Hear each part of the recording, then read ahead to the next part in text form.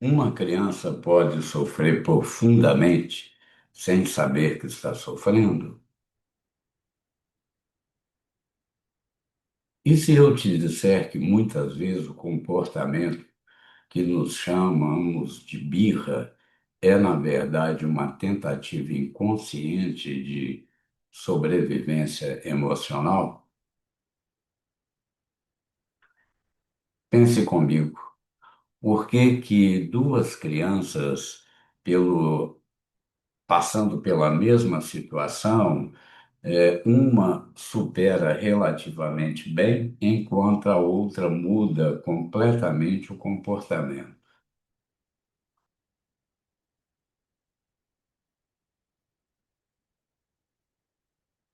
Eu sou o professor Sérgio Costa, presidente fundador do NEP, com mais de 40 anos de jornada profissional, ajudando as pessoas a aliviarem o sofrimento humano.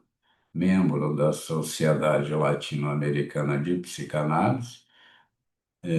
Meu livro publicado mais recente é Psicanálise e Filosofia, que se encontra à disposição de vocês na Amazon, estante virtual, Mercado Livre, em Portugal, na Livraria Travessa e na Livraria dos Psicólogos e muitas outras livrarias físicas, né? Ou vocês podem adquirir meu livro me chamando no meu WhatsApp, tá? Vou deixar o link do meu WhatsApp nos comentários. Muito bem. A partir de agora, nós vamos trabalhar essas questões que as crianças, elas encontram uma forma de se proteger, sabe, do sofrimento. Ela nem sempre consegue explicar o que está sentindo, nem sempre compreende o que está acontecendo, nem sempre compreende como a sua mente procura, de alguma maneira, preservar o equilíbrio emocional. A maior parte das crianças, elas costumam a ter amiguinhos imaginários, né? Eu até me lembrei de um livro aqui do José Mauro de Vasconcelos, Meu Pé de Laranja Lima, né? Que ele subia na árvore e ali ele aliviava de tanto sofrimento que foi a vida dele infantil, né? Conversando com o coleguinha imaginário, né? Muito bem. Então, hoje nós vamos compreender como isso acontece. Pergunta para iniciar a nossa aula. Você acredita que uma criança consegue sofrer sem saber exatamente por que está sofrendo? Tá? É um tema que deixa muitos pais, às vezes, perplexos, né? Por que que o filho está chorando, está triste, está amuado, né? Pense por alguns instantes. Por que que duas crianças vivem situações semelhantes, reagem de maneira completamente diferente? Enquanto outra muda o comportamento, torna-se agressiva, silenciosa ou excessivamente dependente. O que aconteceu dentro da mente infantil diante do sofrimento? Você já parou para se perguntar? Mas você sofreu às vezes junto com seu filho, tentando de alguma maneira abraçá-lo e aliviar a dor que ele estava sentindo. E, e por consequência, a agonia dos pais nesse momento faz com que aquela dor psicológica que aquela criança está passando, ela aumente, né? Então, a ansiedade do pai sobe, o filho já está inundado por sentimentos que o amarguram e os pais, então, ainda colocam aquela carga de ansiedade, de afetividade e de impotência, aumentando a carga da criança. A psicanálise oferece uma resposta. Quando uma emoção é intensa demais para ser compreendida, a criança não deixa de sentir. Essa proteção acontece de forma inconsciente e recebe um nome muito importante na psicanálise: mecanismo de defesa. É sobre isso que vamos conversar hoje. Todo o material didático vai estar à disposição de vocês. Entre em contato, vou deixar o link, entre em contato no meu e-mail, nepbh@yahoo.com.br e peça o material didático que eu disponibilizarei para vocês. A gente tem que pensar que a capacidade da criança, por ela ainda não ter um vocabulário amplo, consequentemente, o pensamento dela não se expande ainda, não está na idade, não está madura o suficiente. Então, ela usa de recursos que ela não tem nem ideia e vai fazer com que ela possa se tornar cada vez mais irritadiça, ansiosa, medrosa ou antissocial. Mecanismos de defesa na infância. Quando uma criança protege o ego, primeiras formas de adaptação para tentar se interar, sobreviver na sociedade chamada família. Desenvolvimento emocional, bases para a personalidade, perspectivas psicanalíticas. Nós vamos estudar atentamente todos esses pontos que eu estou aqui abordando com vocês, tá? O objetivo da nossa aula, do nosso seminário: compreender os mecanismos infantis, relacioná-los ao desenvolvimento, diferenciar defesas e patologias, são duas coisas bem diferentes, observar manifestações clínicas, favorecer intervenções adequadas.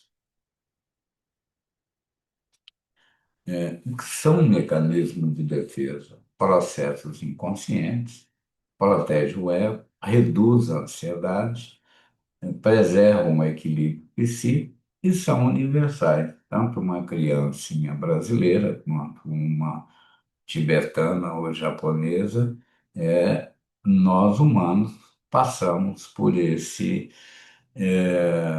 desenvolvimento físico, fisiológico e psicológico. Quem desenvolveu esses conceitos? Sigmund Freud iniciou os conceitos. Ana Freud sistematizou as defesas, estudou o ego infantil, descreveu sua evolução. Marco da psicanálise infantil. Esse marco da psicanálise infantil, ela nasce com a filha do Freud, tá? Ana Freud se dedicou a vida profissional dela inteira ao estudo do desenvolvimento infantil. Funções da defesa. Para que servem as defesas? Vocês devem estar se perguntando. Evitar sofrimento intenso, diminuir conflitos, organização emocionais, preservar vínculos, favorecer adaptação. Todo ser humano, ele busca sempre uma adaptação ao meio que ele vive, né? Isso é importantíssimo para a sobrevivência humana. O ego infantil ainda está em formação, pouco controle emocional, grande dependência, busca de proteção constante, defesas são primitivas, tá? Ou seja, ela está feliz, ela está com raiva, ela demonstra que está com raiva, ela cospe, ela chuta, ela morde, né? Ela está feliz, ela pula, ela grita, ela dança, ela te abraça, tá? Negação. Negação é um dos mecanismos de defesa que eu considero assim perigosíssimo para o desenvolvimento psicossocial de uma criança, tá? Ela vê, por exemplo, um pai chega alcoolizado em casa, agredindo a mãe ou quebrando as coisas, e ela nega para a tia, para a avó, para o vizinho, não, isso não aconteceu. Papai não bateu em mamãe. É muito comum na primeira infância. Reduz a angústia, temporariamente adaptativo, né? Durante esse período e ainda a avaliação dele, né? A capacidade dele de avaliar as coisas, né? Ainda está muito imatura, então ele tem que se adaptar. E quando ele vê os primos, os coleguinhas, pai e mãe vivendo bem e os pais dele não, a tendência dele para se adaptar a achar que a casa dele, que a célula familiar dele é como as outras, ele nega. Exige observação clínica, né?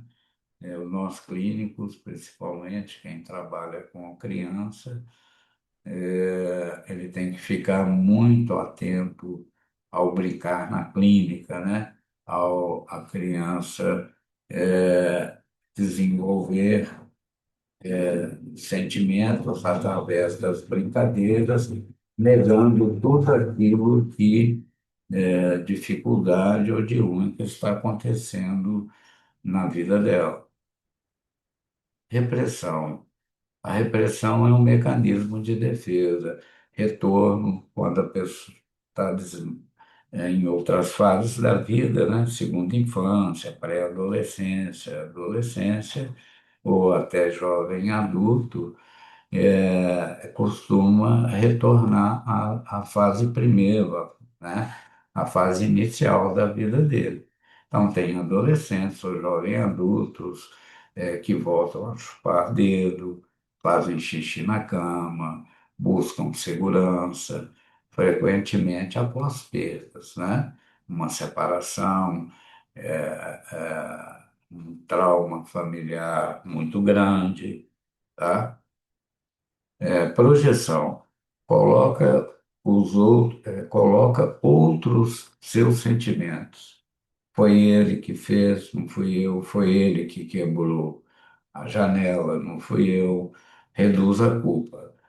Muito observada nas brincadeiras, pode persistir na vida adulta. Então, há muitas brincadeiras perigosíssimas, né? Principalmente nas escolas, as crianças estão brincando no recreio e a criança vem correndo, a outra criança estende a perna para ela tropeçar e cair, quebra um braço, rala o nariz ou o joelho, e ela nega veementemente que foi ela, né? Não, ele é que tropeçou na minha perna. Fantasias, criando um mundo imaginário, compensa frustrações, organiza desejos, auxilia a criatividade, torna-se problema quando excessiva, né? Então, por exemplo, no exemplo que eu dei no início do nosso, do nosso seminário, do livro Meu Pé de Laranja Lima, né?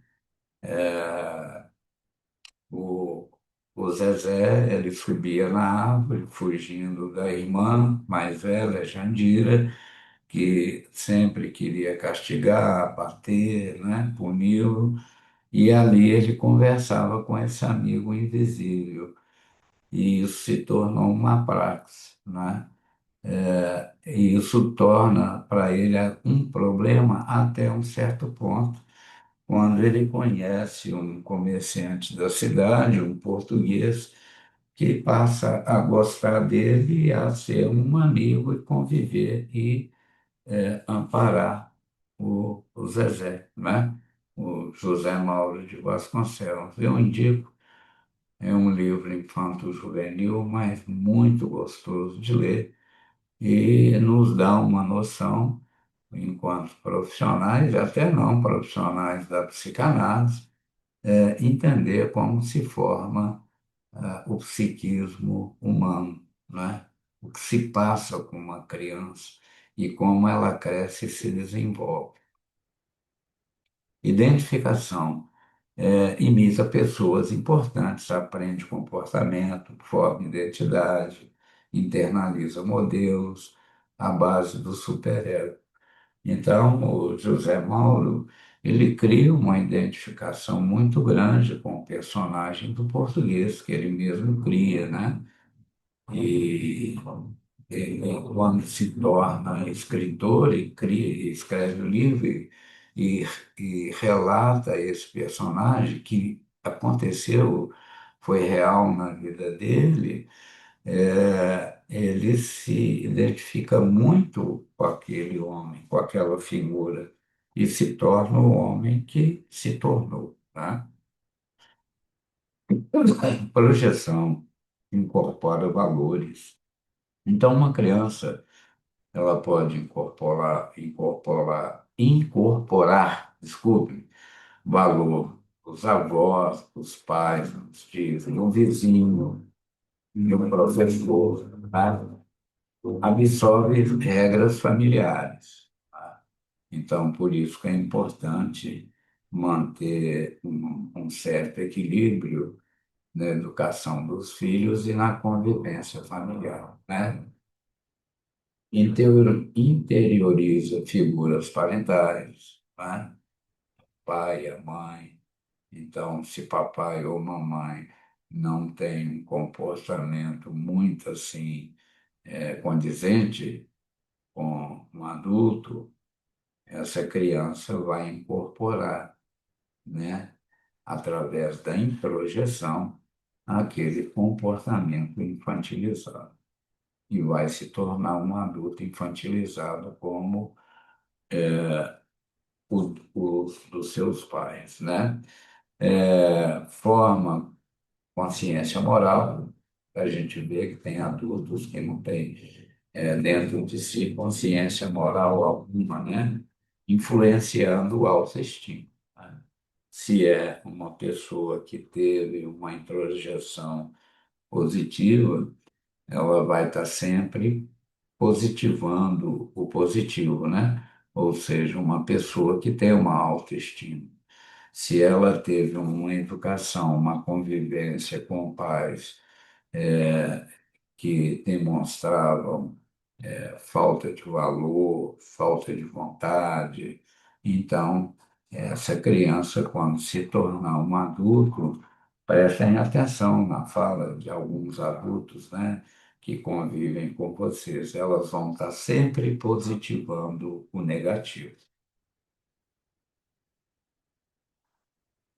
Aí cabe uma outra questão agora que nós temos que nos perguntar, né? Uma questão importantíssima. Como nasce o pensamento? Já pararam para se fazer essa pergunta? O pensamento é um componente mais importante de nós humanos, né? Freud escreveu uma frase importantíssima, né? Ele fala assim: o pensamento é o único instrumento, a única defesa que temos sobre os instintos impulsivos nossos. O bebê nasce sentindo antes de pensar. A experiência torna-se memória. Então, se essa criança foi abandonada no berço, se ela foi preterida, se ela não foi bem amada, cuidada, né? Essas lembranças, essas experiências afetivas, elas vão estar ali, imprimidas em suas memórias, tá? A memória recebe significado. Por isso que a gente escuta muito adulto negativo, né? Sempre falando por que que eu sofro, minha vida é uma merda, nada dá certo, só entro em confusão, né? O significado que organiza os pensamentos. Então, quando eu dou um significado à vida como uma vida ruim, como uma vida de sofrimento que não tem valia, como é que esse adulto pode ter um porvir ou um devir, né, como queiram? Ele vai estar sempre com a autoestima baixa. E o próprio, os mecanismos de defesa que ele foi construindo ao longo da sua jornada de crescimento e experiências, vai estar sempre produzindo, né, o que a gente chama de compulsão à repetição, né? Sempre produzindo desastres pela vida, né? Frustrações e por aí vai. O, o pensamento começa a orientar as escolhas. Então, quem sabe escolher amigos, quem sabe escolher o melhor caminho para a sua vida, um futuro melhor para a vida, não é? O pensamento começa a orientar as nossas escolhas. Então, primeiro sentimos, depois pensamos sobre aquilo que sentimos. Então, eu vejo na minha clínica muitos adultos que chegam assim, agoniado. Eu diria, se existisse um termômetro para medir a ansiedade, esse termômetro trincaria, né? De tão alta que a ansiedade dele, ele fica embriagado com seus próprios sentimentos, se sentindo a cada dia, a cada momento, da pior forma possível, né? O pensamento molda comportamento, experiências, pensamentos, emoção, comportamento. Então, quando a gente começa a trabalhar com a gente mesmo, ou com nós analisando, a gente tem que começar a prestar muita atenção da forma que ele fala. E aí, a frase que eu sempre uso para ver e despertar nele a atenção no que ele fala assim: por que que você, fulano, sempre positiva o negativo?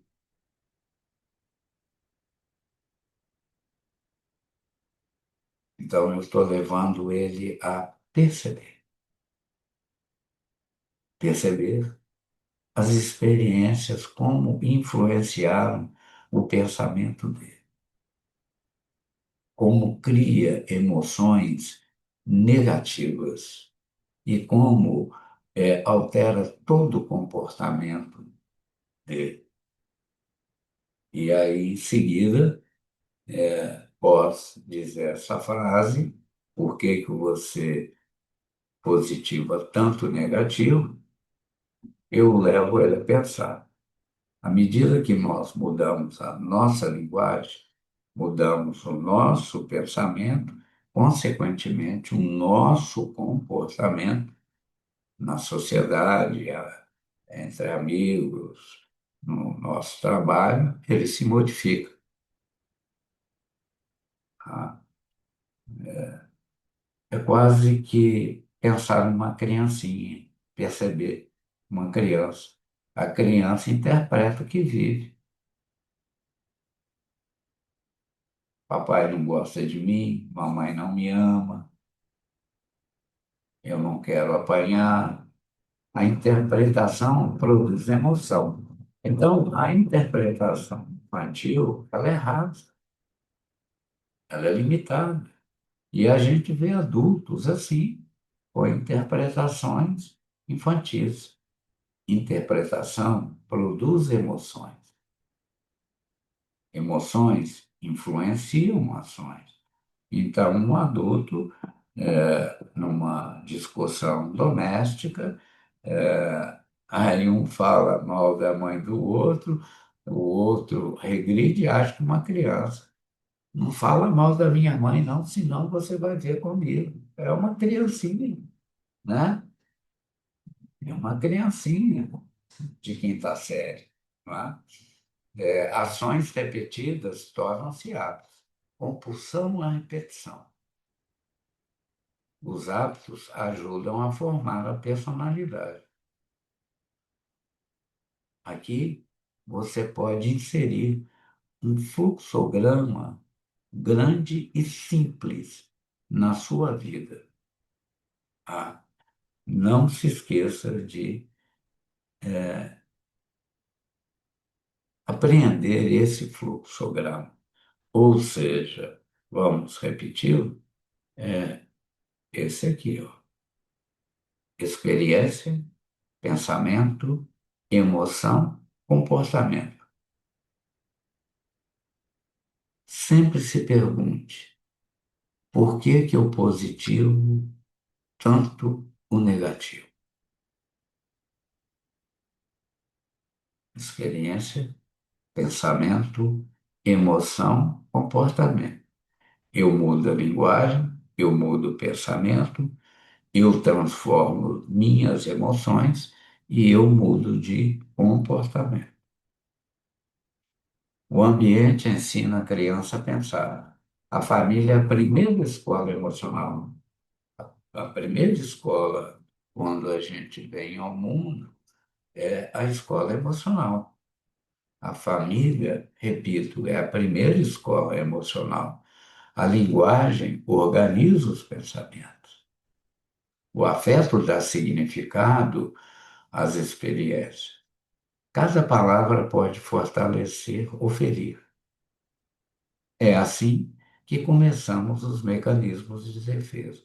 A forma como, enquanto crianças, aprendemos a lidar, a interpretar o mundo e como esse mundo influenciará a maneira como nós vamos aprender a nos defender, a nos adaptar. Quando pensar ainda não é o suficiente. Nem toda emoção pode ser compreendida pela criança. Alguns conflitos são intensos demais para o ego. Surge então uma proteção inconsciente. Essa proteção recebe o nome de mecanismos de defesa. Vamos conhecer os principais mecanismos de defesa utilizados na infância. Vivência, pensamentos, emoções, conflitos, mecanismos de defesa e adaptação.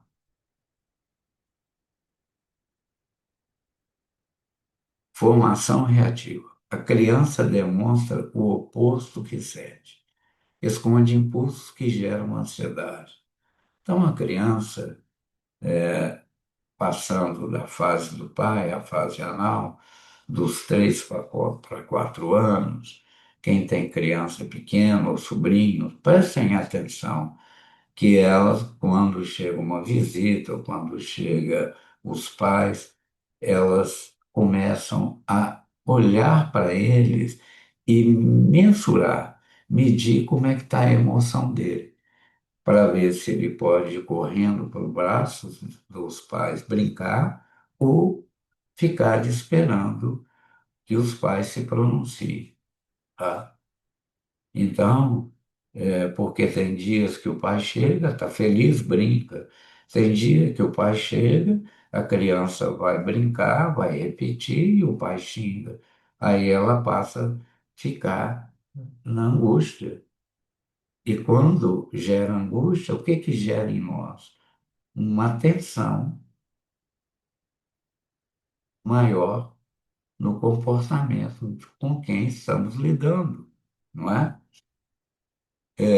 Ela aprende a esconder impulsos que geram ansiedade para não serem punidas. O amor pode esconder a raiva. Papaizinho bonitinho, mamãezinha linda. A gentileza pode ocultar a agressividade. A gente vê muitos adultos assim. O ego busca reduzir o conflito interno. Exemplo: a criança sente ciúmes do irmão, mas passa a tratá-lo com carinho exagerado para que os pais não a punam, não é? E para ela também não ter o sentimento. Se ela não for amorosa com o irmão, pode perder o amor dos pais.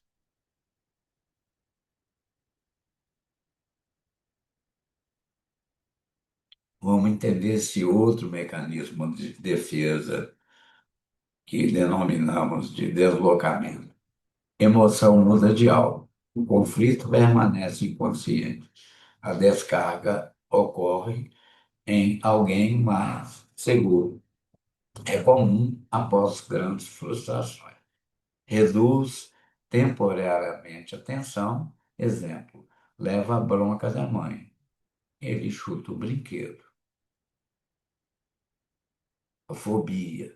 A fobia acontece, às vezes, por uma criança ter medo de um pai, achar que o pai é tão agressivo quanto um cachorro enfurecido, e ele então desloca e condensa num cachorrinho de pelúcia o seu medo, ou num cachorro de verdade. Quando está na rua, se vê um cachorro, aquela criança entra em conflito, entra em medos, não é? Ok? Repressão. Afasta o pensamento doloroso. Meu pai não é ruim. Meu pai não me ama. O conteúdo permanece inconsciente. Por que que meu pai não me ama? Protege o ego da angústia, isso protege o ego. É comum, é um dos mecanismos centrais da psicanálise. Pode originar uma porta aberta para sintomas futuros, ok? Isolamento afetivo. Separa o fato da emoção, conta o ocorrido sem sofrimento aparente. Não, aquilo era briga entre meus pais, eles são assim mesmo, mas eles se amam, né? O afeto fica desconectado dos fatos, do que ele vê, do que ele sente e do que ele fala, mais frequentemente em crianças maiores, tá? A partir da pré-adolescência. Reduz o impacto emocional. Hoje nem tanto, mas antigamente os pais batiam muito nos filhos e, e tinha criança que não derramava uma lágrima, né?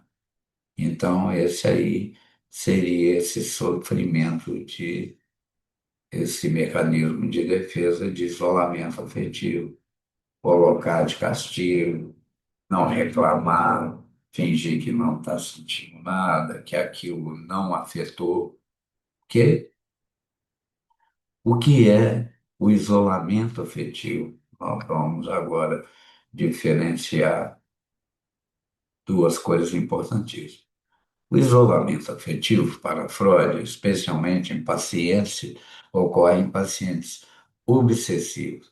O isolamento afetivo consiste em separar emoções de lembranças. A pessoa lembra perfeitamente do fato, tá? Mas relata o acontecido como se tivesse nenhuma carga emocional. Por exemplo, quando eu tinha 6 anos, meu pai morreu. Fala assim, friamente, como se fosse um fato corriqueiro, não é? Isolamento social. Aí que vem a diferença. Comportamento é um processo interpessoal. A criança evita contato, brinca sozinho, afasta dos colegas, participa pouco das atividades, na escola, em casa, com os coleguinhas, diminui os vínculos afetivos. Então, isolamento social é bem diferente de isolamento afetivo. Identificação com o agressor. A criança imita quem lhe causa medo, sente-se mais protegida, assume comportamento agressor, diminui a sensação de impotência. Freud foi descrito por Ana Freud. Então, por exemplo, uma criança que grita com o cachorro, põe o dedo no, em riste, no focinho do cachorro, bate no cachorro, ou seja lá num gato, ou numa boneca, ou no irmão, tá? Ele está ali se identificando com o agressor e projetando toda a sua raiva um objeto externo. Anulação. A criança tenta desfazer um pensamento, utiliza pequenos rituais, busca aliviar a culpa, produzir sensação de segurança, pode aparecer um comportamento repetitivo. É, por exemplo, há crianças que podem deitar no chão, ficar olhando para o teto e estalando os dedos, coçando o nariz, né? Ela tenta anular os sentimentos dela, tá? Racionalização. Procura uma explicação lógica, é porque mamãe está triste, papai xingou ela, justifica aquilo que machuca, diminui sentimento desagradável, surge com um amadurecimento cognitivo, protege a autoestima, né? Que Deus quer, porque a vida é assim mesmo, eu nasci assim, né? Eu vou morrer assim. Sublimação transforma impulsos em criatividade. Esse é um dos mecanismos de defesa mais nobre que um ser humano pode ter. Perante uma dor, ele busca uma arte, desenhar, pintar, escutar uma música, fazer um esporte. É considerado um mecanismo de defesa maduro, tá?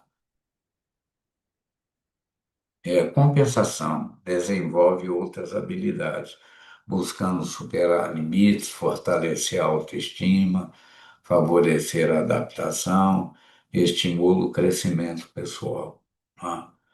A compensação por eu ser mais baixo, não ter vindo de família rica, eu vou estudar mais, trabalhar mais, me dedicar mais. Então, em todas as esferas, em todas as classes sociais, a competição entre irmãos, entre famílias, e aí o indivíduo sempre vai buscar uma maneira de compensar as suas limitações. Clivagem. Divide a pessoa em boas e más. não interagem qualidades e defeitos. São pessoas que vê assim, aquela pessoa A é do mal, aquela pessoa B é do bem, não é? Muito comum em infância, né? Eu gosto dele, ele é meu amiguinho, eu não gosto dele, ele não gosta de mim. Simplifica a realidade emocional, diminui a ansiedade. Não quero mais ter amizade com você. Não quero mais continuar casamento com você e nunca mais quero te ver. Idealização e onipotência. Os pais parecem perfeitos. As crianças acreditam controlar tudo. Fantasias protege do medo, faz parte do desenvolvimento, diminui a sensação de desamparo.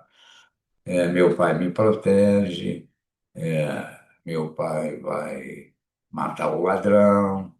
Se você me bater, meu pai vem aqui na escola e te prende. Meu pai é policial e por aí vai, né? O brincar com um mecanismo de defesa de elaboração. A brincadeira organiza emoções, representa os conflitos, permite experimentar soluções, favorece a simbolização, é uma poderosa ferramenta terapêutica. Então, no próximo episódio do nosso seminário, nós vamos trabalhar técnicas do brincar na clínica, né? A importância dos terapeutas infantis, né? Saberem como manusear a clínica com a criança, quando ela pega dois carrinhos e fica batendo um no outro, capotando, pega dois bonecos e coloca os dois para lutar e por aí vai. Ok, estamos chegando aqui no final desse seminário. Até o próximo encontro e eu deixo aqui para vocês o meu forte abraço.